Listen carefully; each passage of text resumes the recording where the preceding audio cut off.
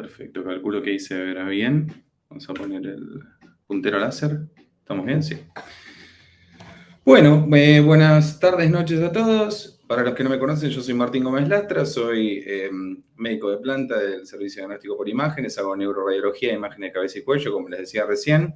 Y además, bueno, soy jefe de trabajos prácticos en el Departamento de Anatomía de la Universidad de Buenos Aires y también jefe de trabajos prácticos en la primera cátedra de Anatomía y docente adscripto de la facultad. Así que si además de dudas de neuroradiología tienen dudas anatómicas, también me pueden preguntar. La idea de la charla de hoy que me pidió la doctora Loto es que hablemos de patología de la región celar. Y bueno, para arrancar, me gustaría que por ahí en algunos casos ustedes participen o me cuenten y abrir un espacio al debate y que no sea un monólogo mío, porque por ahí se torna un poco aburrido, sino que ustedes también tengan un espacio y si dicen algo que está mal no importa, mejor de hecho, porque abrimos un espacio para aprender todos. Así que los objetivos de la charla de hoy son revisar el protocolo de estudio de la región celar, es decir, qué hacemos nosotros los radiólogos una vez que ustedes nos mandan al paciente, ¿no? Viene el paciente con la orden que les hacen a ustedes y qué hacemos nosotros con ellos, repasar brevemente la anatomía de la región celar y por qué hay hincapié en esto, porque es una anatomía compleja, hay muchas cosas en muy poco lugar y todas esas cosas que hay se pueden enfermar. Con lo cual, bueno, tenemos que tener un buen conocimiento de esta región y exponer a través de casos clínicos. Todos son casos clínicos que hemos tenido en el Hospital Británico, las patologías más frecuentes de esta región. Bueno, ¿qué hacemos nosotros cuando tenemos al paciente en el servicio de diagnóstico por imágenes? Bueno, depende de lo que le pida el colega. En general, para estudiar la región celar, el estudio por excelencia es la resonancia magnética. ¿Sí? ¿Por qué la resonancia magnética? Bueno, porque nos da una información espacial muy detallada de la región celar. Y no solamente eso, porque la resonancia magnética es un método que, independientemente de la parte del cuerpo en la que se haga, yo puedo obtener secuencias que son funcionales por un lado y secuencias que son estructurales por el otro. ¿A qué voy con esto? Las secuencias estructurales son aquellas que nos hablan justamente de la anatomía, de la estructura, de que esté bien morfológicamente o no una región determinada. Y respecto de lo que es secuencias funcionales, por ejemplo, habrán escuchado hablar seguramente de la secuencia de difusión, y la secuencia de difusión es una de las secuencias más famosas que hacemos en resonancia, porque se usa para stroke, se usa para un montón de cosas, se usa incluso a veces en región celular. ¿Y de qué nos habla? Bueno, del movimiento de agua en un determinado tejido. ¿Sí?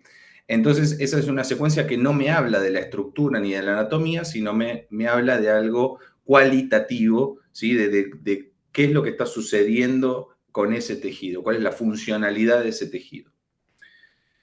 ¿Y de qué se compone el protocolo que nosotros hacemos? Bueno, van a ver que tiene todas estas secuencias, son independientes una de otra, ¿sí? Duran varios minutos, pero las más importantes, van a ver que la mayoría son T1 y T2, sagital y coronal, son secuencias de alta resolución realizadas a esta región, que es muy pequeña, pero la secuencia más importante, sin duda para nosotros, los radiólogos, los neuroradiólogos, es esta, T1 coronal con contraste endovenoso dinámico. Seguramente habrán visto cuando revisan el estudio del paciente, van a ver que hay como muchas secuencias que son cortitas, que hay una atrás de la otra, una atrás de la otra, y parece que no cambia nada. Y uno dice, ¿qué pasó? Se repitió la secuencia, ¿no? Una atrás de la otra, una atrás de la otra. Y si se fijan con atención, el infundíbulo hipofisiario se empieza a llenar de gadolinio lentamente hasta que el gadolinio llega y baña el parénquima de la glándula hipófisis. Esa es la secuencia dinámica. Y después vamos a ver por qué para nosotros es tan importante esta secuencia, ¿de acuerdo? Y la tomografía computada, si bien es un estudio ampliamente utilizado, no es tan usado en un principio en la región celular. ¿Por qué? Porque no nos da tanta información espacial. pero sí se usa como complemento. Para nosotros es extremadamente importante como complemento. ¿Por qué? Porque cuando hay dudas en un diagnóstico, generalmente de patologías ocupantes de espacio, tumores, eh, nosotros podemos ver qué pasa con el hueso alrededor de la región celar y qué pasa también con ese tumor en sí, si tiene áreas cálcicas internas o no las tiene. Por eso la TC se usa como complemento de la resonancia. De más está decir que si hay algún comentario, pregunta, duda, abran el micrófono con toda confianza, me preguntan. Bueno, y para ubicarnos un poco en lo que vamos a estudiar, esto usted lo sabe mejor que yo, pero por si hay alguno que se ha olvidado o tiene ganas de repasarlo, esto es un corte sagital de un encéfalo donde esto es anterior, esto es posterior, esto es superior y esto es inferior. Y si nosotros pudiéramos cortarlo de esta manera, es decir, hacer un corte coronal y luego un zoom en esta región, la región hipotalámica, la región celar, lo que veríamos, ¿se entiende? Primero lo corto de esta manera y después hago un zoom y focalizo en esa región. Lo que veríamos sería este gráfico, que lo conocemos todos, ¿sí? Pero ¿por qué lo traigo? Porque, bueno, por lo mismo que les decía antes, que es de suma importancia conocer todas estas estructuras, porque después tengo que ver, bueno, cómo hago el diagnóstico diferencial de cuál de todas estas es la que está enferma. No solamente la hipófisis se puede enfermar. Entonces, esto es superior, esto es inferior, esto es lateral derecho y esto es lateral izquierdo, ¿sí? Visto en un corte frontal. Y de arriba hacia abajo vemos que el infundíbulo hipofisario está en íntima relación con el quiasma óptico, ¿sí? Por debajo el diafragma celar y los techos de ambos senos cavernosos, que son estas dos estructuras venosas bañadas en azul, que se vean los laterales de la glándula hipófisis.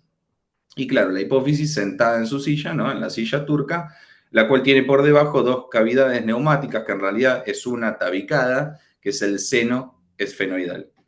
¿Y cuál es el contenido de los senos cavernosos? Bueno, de superior a inferior, en la pared lateral, el tercero, cuarto, y estos dos son ramas del quinto, oftálmico y maxilar, pares craneales, ¿sí? Oculomotor, patético troclear, oftálmico y maxilar, y adentro del seno cavernoso, junto con la porción cavernosa de la arteria carótida interna, el sexto o abducens. ¿Sí? Cualquiera de todos estos puede enfermarse. Ahora, muy lindo el gráfico que vemos en el libro, pero cuando lo bajamos a la realidad, nosotros no tenemos este zoom hermoso, coloreado. Obviamente, ese es el par craneal, obviamente esa es la arteria. ¿Qué pasa cuando, bueno, tengo que ver la resonancia? Cuando tengo que ver la resonancia, eh, primero, lo más importante es saber diferenciar las secuencias, ¿sí? Porque a partir de eso yo puedo saber de qué está hecho determinado tejido, ¿sí? Hablamos así burdamente. La tomografía me habla de cuán duro es un tejido, es decir, de su densidad, por eso decimos si es hiperdenso, hipodenso, es decir, cuán duro es. Si es muy duro como el hueso, se ve hiperdenso. Y si es blando, por ejemplo, como la grasa, se ve hipodenso, ¿sí? Ahora, cuando hablamos de resonancia magnética, ya se pone un poco más espesa la cuestión, un poco más complicada. ¿Por qué? Porque dependiendo de la secuencia que yo agarro, voy a extraer determinada característica del tejido. ¿Hasta acá vamos bien? Sí, para diferenciar a grandes rasgos entre un T1 y un T2, lo que tengo que mirar es el líquido. ¿Y dónde hay líquido cerca de la región celar? Bueno, en el cerebro, en los surcos cerebrales. Por supuesto que la primera imagen de arriba a la izquierda, la imagen A, es una secuencia T2. ¿Por qué? Porque en el espacio subaracnoideo hay blanco, ¿sí? O sea, hiperintenso. Vamos a decirle blanco. Y el resto son todos T1. ¿Por qué son T1? Porque si miro los espacios donde hay líquido, es decir, ventrículos o espacios subaracnoideos, hay negro, ¿sí? O hipointenso. Y la glándula tiene una particularidad, la glándula hipófisis, hablando particularmente, tiene una particularidad en T1, valga la redundancia, de que la adenohipófisis es oscura, pero la neurohipófisis, fíjense, en T1 es espontáneamente hiperintensa. Y esto es importante, ¿por qué? Porque si yo agarro una secuencia T1 sagital, que se hace todos los cerebros. Supongamos que el paciente vino y se hizo un cerebro, no se hizo una región celular. Entonces estoy medio complicado. No es lo mismo recibir un estudio de cerebro que recibir un protocolo de región celular. No en resonancia. Pero si yo ya, mi paciente, por ejemplo, tenía diabetes insípida, supongamos, y agarro el T1 volumétrico, que siempre viene un T1 volumétrico sagital en el protocolo, en cualquier protocolo de cerebro, miro la región celular, miro la glándula hipófisis, veo que adelante tiene su adenohipófisis gris, ¿sí? Y atrás debería estar la neurohipófisis blanca. ¿Por qué se ve blanca? Por los productos de neurosecreción que tiene la neurohipófisis, resuena de esta manera. No hay nada, como pasa en esta imagen que puse acá a la derecha, fíjense, se ve gris y atrás, nada. Bueno, pueden ser, las causas pueden ser múltiples, o hay una falla en los productos de neurosecreción, hay una neurohipófisis ectópica, bueno, entre otras, ustedes las sabrán mucho mejor que yo, pero siempre buscar que en el T1 sin contraste, común, ¿sí? Buscar que la neurohipófisis siempre sea espontáneamente blanca, es decir, hiperintensa. Ay, Y en la perdón, ¿no, Martín? siguiente, Un sí, porcentaje de gente que no lo tiene, ¿verdad? Que está ausente y que no implica patología. Es bajo el totalmente, porcentaje, pero totalmente, sí, hay un porcentaje de gente que no se ve esto, no necesariamente sea patológico, ¿sí? No necesariamente sea patológico, pero nosotros, bueno, como radiólogos lo tenemos que poner en el informe. Obviamente, siempre miramos el motivo de consulta que ustedes nos acercan. Si no tiene que ver el motivo de consulta con el hallazgo de ausencia de neurohipófisis, bueno, ya nosotros sospechamos, de todos modos lo escribimos en el informe porque bueno, el paciente se tendrá que estudiar por las dudas, ¿no? No sé cómo lo manejan ustedes en ese caso.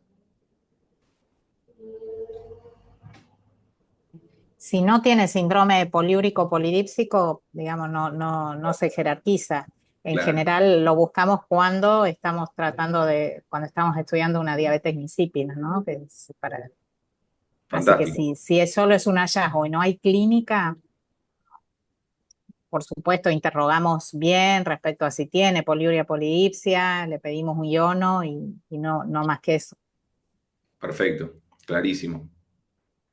Bien, y entonces, continuando con las secuencias T1, después lo que se hace es aplicar este contraste dinámico. ¿Y por qué digo dinámico? Porque literalmente hay una persona adentro del resonador, mientras el técnico activa el resonador, pasando contraste, o si tenés una bomba, mejor, porque no tenés que tener a alguien adentro inyectando contraste, y se adquieren de manera permanente y sucesiva adquisiciones T1, T1, T1, T1, T1 de la glándula, para ver cómo se va llenando de contraste.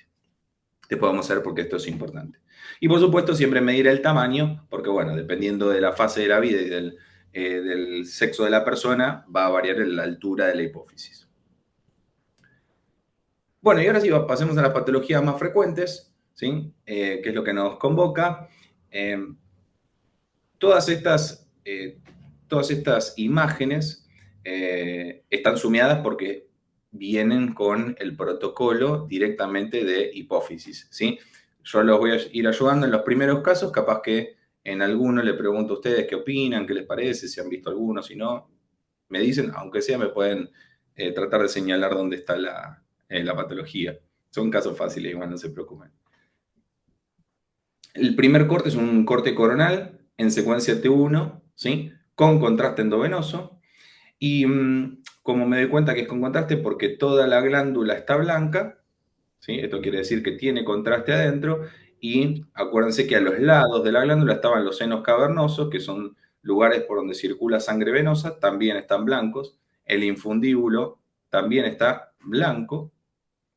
Y fíjense que hay un pequeño sector en la glándula que sigue gris. Acá ya a nosotros se nos enciende una alarma.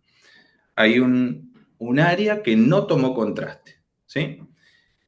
En la siguiente imagen, corte sagital, ya un poco más tardío, se ve que agarró absolutamente toda la glándula, agarró contraste, pero hay persiste, ¿no? Este sector que acá ya se insinuaba, lo sospechábamos al principio del dinámico, pero acá ya se ve claramente un área que no realza con el contraste. Y en la tercera imagen lo mismo, otro corte coronal más tardío, fíjense, este sector nodular, esférico, de 5,42 milímetros, que no realza con el contraste endovenoso. ¿Sí? ¿Por qué hago hincapié que no realza con el contraste endovenoso? Porque nosotros, digo nosotros todos, incluyéndonos a los radiólogos, eh, estamos con el chip de que los tumores realzan. ¿Sí? Díganme que no pensaban siempre así, ¿no? El tumor realza, obviamente. ¿Por qué? Porque destruye, rompe la barrera hematoencefálica, el gadolinio se mete. Entonces el tumor realza en cualquier parte del cuerpo. Bueno, déjenme decirles que el adenoma hipofisario, el microadenoma, y el macro puede o no realzar, ¿sí? Pero ¿qué pasa? Por las características fisiológicas de la hipófisis, que tiene un sistema porta, y acá viene el por qué nosotros hacemos un estudio dinámico de la hipófisis, el gadolinio pasa directamente a la hipófisis, se llena desde el infundíbulo hacia el cuerpo de la glándula y claro, se llena rápidamente, ¿sí? Rápidamente. ¿Por qué? Porque no hay barrera hematoencefálica, entonces se llena rápido. Y si hay un tumor, en este caso un adenoma, no llega a captar el contraste. La glándula está completamente prendida a fuego, dicho en criollo, llena totalmente de contraste de gadolinio, y el tumor, el micro o macroadenoma, no llega a agarrar el contraste. Entonces se ve de esta manera, la glándula completamente hiperintensa, con el realce que la caracteriza, y el tumor totalmente hipointenso, desenmascarado por el contraste endovenoso. ¿De acuerdo? El adenoma hipofisario no realza. ¿Sí? Dato clave para hacer diagnósticos diferenciales con otros tumores. Y este es un microadenoma por su tamaño, ¿no? Mide menos de 10 milímetros. Las características como les decía, del microadenoma en tamaño es menos de 10 milímetros. Cuando tiene más de 10 milímetros consideramos ya que puede ser un macroadenoma. Y es la masa intracelular más común en los adultos, ¿sí? Es el tumor más frecuente, por eso lo traigo. Esto, por supuesto, ustedes la tienen muchísimo más clara que yo, no vamos a hacer hincapié en esto, sino que saber que hay, por supuesto, funcionales y no funcionales. Y si respecto de lo que es el protocolo de resonancia magnética, siempre, por favor, las regiones celares se piden con contraste. Así como a los otorrinos les digo, por favor, el oído, pedímelo con contraste, porque un oído sin contraste estamos muy cortos para análisis de un montón de patologías que pueden estar y yo puedo no verlas si me pedís sin contraste. Así que, desde ya, región celar con contraste siempre. Y si quieren pedir cerebro, esto para la práctica diaria, que digamos, yo se lo digo porque ustedes nos ayudan a nosotros los ayudamos a ustedes y en conjunto ayudamos al paciente, en definitiva. Si van a pedir cerebro, pero sospechan una patología de región celar, pidan las dos. ¿Sí? Pidan cerebro con contraste y región celar, porque siempre hay un médico en consola que puede adaptar el protocolo, ¿sí?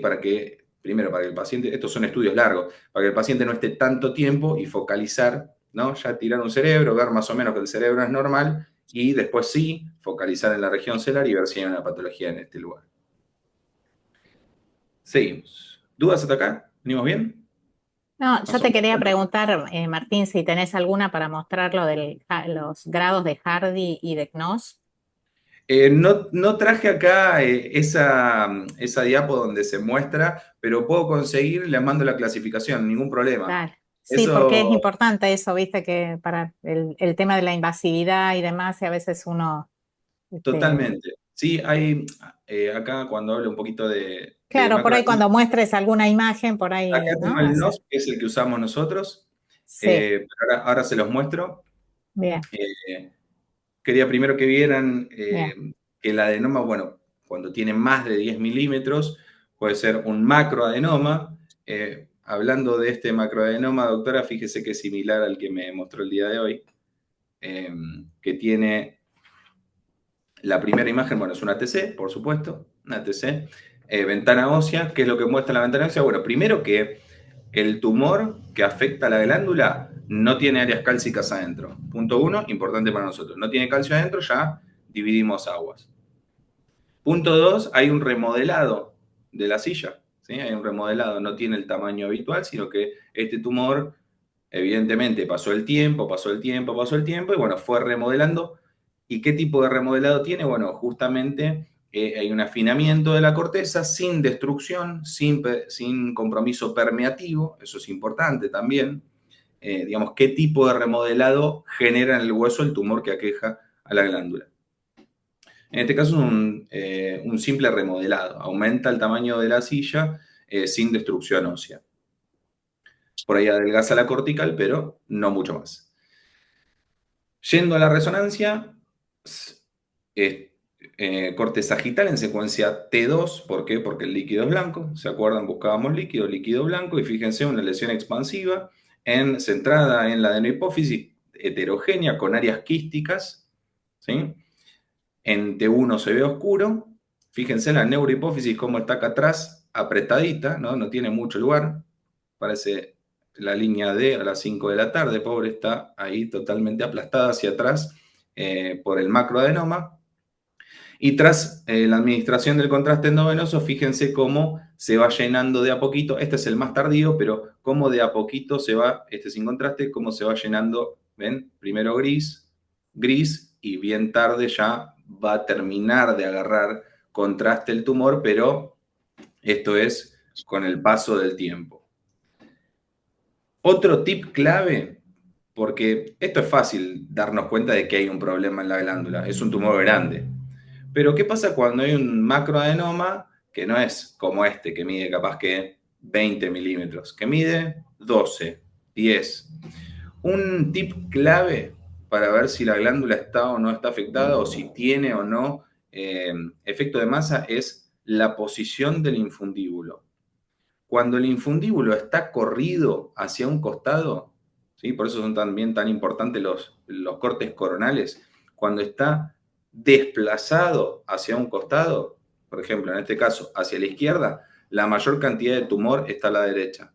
¿Sí? Lo empuja, genera efecto de masa y lo empuja tanto hacia arriba como hacia lateral. Entonces, clave mirar el infundíbulo, clave mirar el contraste y saber que los macroadenomas pueden tener componentes quísticos internos, como es este caso, que se ve blanco en T2, oscuro en T1. ¿Sí? Y que, como decía, comentaba la doctora recién, pueden tener cierto grado de invasión, siempre tenemos que chequear, ¿no? Que tengan, o si tienen o no, invasión a las estructuras laterales, es decir, a los senos cavernosos. Dato: los macroadenoma hipofisarios son tumores blandos. ¿A qué voy con esto? Con tumores blandos, literalmente blandos. Cuando envuelven a la carótida, hemos visto tumores monstruosos, gigantes, que generan un efecto de masa tremendo, que incluso generan hidrocefalia porque se van para el tercer ventrículo, bueno, hacen un desastre. Aún así, las carótidas conservan permeabilidad, ¿sí? Conservan la permeabilidad. Y eso es un dato clave para hacer el diagnóstico con otros tumores de esta región, ¿sí? Son tumores blandos, son hipointensos, no se llenan con el contraste salvo en tiempos muy tardíos y son tumores blandos.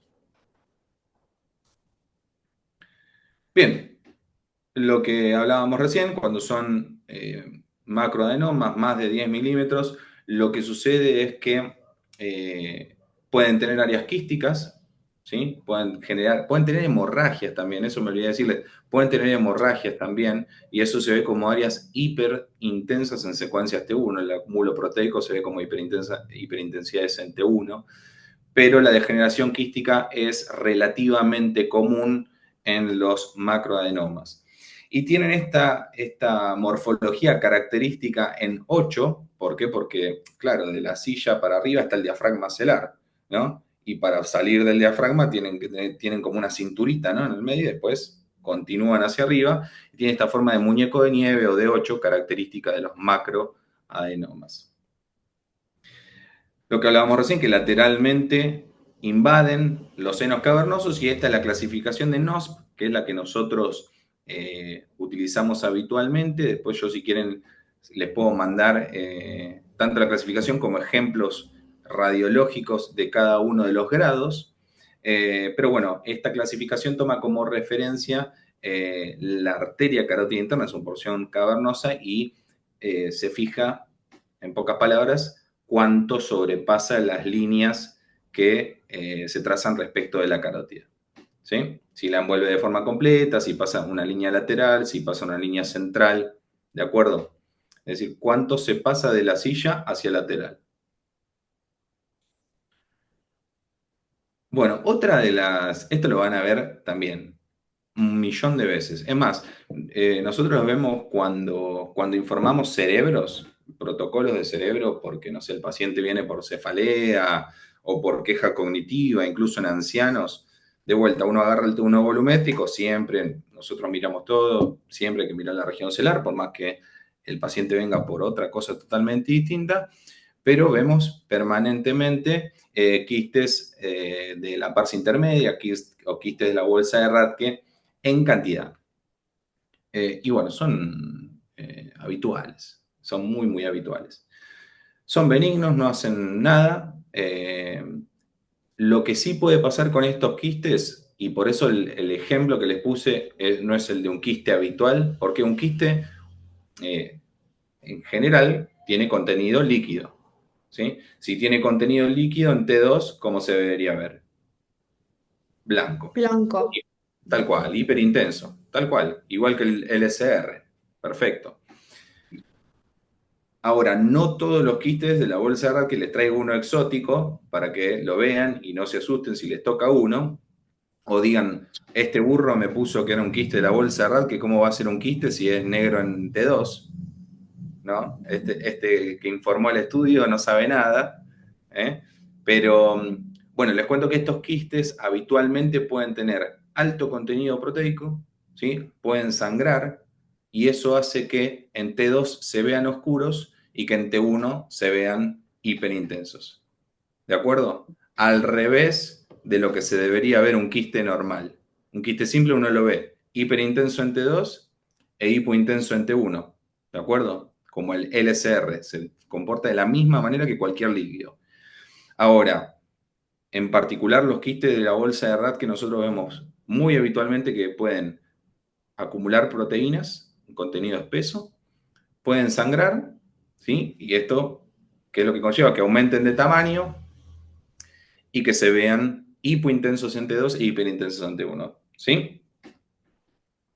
Bien, habitualmente, como les digo, son imágenes quísticas comunes, no tienen calcificaciones, pueden tener un pequeño refuerzo parietal, sobre todo por esta reacción inflamatoria, si acumula proteínas o si sangra, ¿sí? Es normal. Y lo más importante es destacar que son asintomáticos y son hallazgos incidentales. Insisto, yo lo veo más de uno casi todos los días, solo viendo protocolos del cerebro. Son más chiquitos que ese, ¿no? En general son mucho más chiquitos, son hallazgos de 4 o 5 100%, son milímetros. muy chiquitos, muy, muy, muy chiquititos. ¿Por qué es tan grande? Porque sangró Se complicó, claro. y se ve de esta manera, totalmente, se complicó. Y acá entra también un poco el problema de hacer los diagnósticos diferenciales, porque ustedes por ahí ven esto y me dicen, che, Martín, pero ¿por qué no es un macroadenoma? ¿No? Y ahí empezamos, ¿no? ¿Y por qué no es un macroadenoma no funcionante? Porque el paciente no Era tiene lo que síntomas. yo te consultaba hoy, porque la imagen es parecida, un chico de 18 años y tiene funcionalmente no tiene nada. Entonces, un chico de 18 años con un no funcionante es rarísimo. A esa edad o tenés gigantoacromegalia, gigantismo o prolactinomas. Y un Claro, quiste de Radke, siendo un resto embriológico, digo, a los 18 años por ahí lo esperás más que el adenoma no funcionante. Encima, si es total. hijo de colega y el colega es amigo tuyo, o sea, se pudrió todo, ¿entendés? Ahí Ya encima, veo que. encima, claro, síndrome de conocido, hijo de médicos. Claro.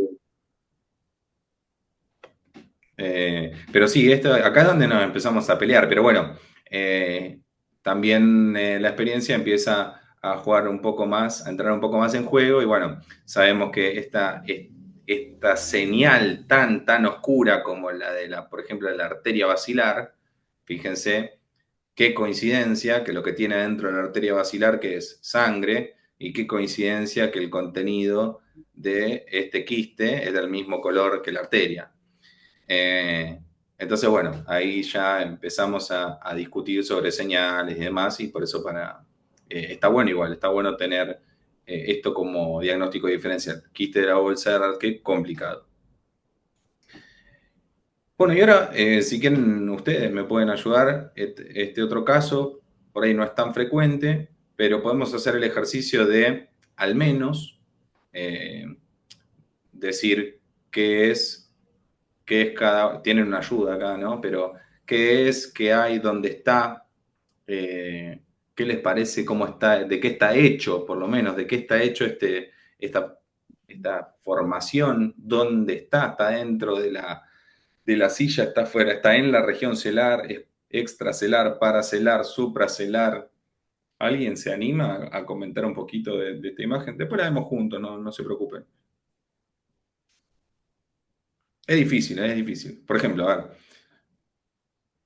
esto, ¿qué les parece? Piensen en lesiones no adenomatosas. Claro. Puede ser que sea algo más bien supracelular.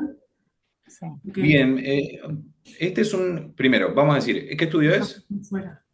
Tomografía. ¿Cómo? Ventana ósea, tomografía. ¿Cómo? Bien, perfecto, ventana ósea de tomografía computada. Ahora, ubiquémonos Y en el tiene, espacio. Acá tiene tenés algo que calcificación. tiene aire, este es el seno Sí, pensé. Es una idea. efenoidal. Ujú. Y acá está la silla, La ¿no? silla turca. Hasta acá estamos de acuerdo. Entonces acá debería estar Ah, la sentada silla. la directora de orquesta del sistema endocrino, ¿no? La hipófisis. Y por detrás, ¿no? En el dorso, parece que es en el dorso de la silla, porque no está acá adentro, sino en el dorso, aparece esta bola medio heterogénea con alta densidad en la ventana ósea. ¿Sí? Esa es la información que nos da la TC. Parece que es muy similar a esto, ¿no? El contenido. Sí. Al resto del hueso. Podríamos decir que tiene calcio adentro, ¿no? Podríamos decirlo. Si pasamos a la siguiente imagen, fíjense, corte sagital en secuencia T2, tratemos de usar la misma referencia que usamos en A, así no nos perdemos. Sí. Miren, busquemos el seno efenoidal, es este que está acá, negro, lleno de aire, ¿sí? Arriba, esto que está acá, que debería ser la silla turca, como consecuencia la glándula hipófisis, ¿no? ¿Hasta ahí todos me siguen? ¿O alguien perdido? ¿No? Estamos bien. Fíjense que de acá sale un tallito, ¿no? Este podría ser el infundíbulo hipofisario, y atrás Ah, aparece esto, ¿no? Atrás del infundíbulo, ¿no? Y parece que está por arriba del diafragma celar. Ahí, ¿dónde ubicaríamos la lesión? ¿Qué les parece? ¿Es intracelar, para, supracelar? paracelular. Sí, podría ser supra, paracelar. Sabemos que no está dentro, ¿no? Dentro del diafragma, no es una lesión de la glándula en sí. Ok. Eso lo podemos decir, ¿no? Es heterogénea en secuencias T2, tiene estas regiones hipointensas bien oscuras, este puntillado bien oscuro, y tiene áreas que son blancas, o sea que puede tener áreas quísticas también. Claro, puede ser Eso un es lo que cráneo nosotros faringioma. tenemos por ahora de este tumor. Faringioma. Claro, un cráneo. ¿Perdón? Un cráneo faringioma. Podría ser. Bueno, ya listo, me spoileé el final del análisis. Gracias, Camila. Nada.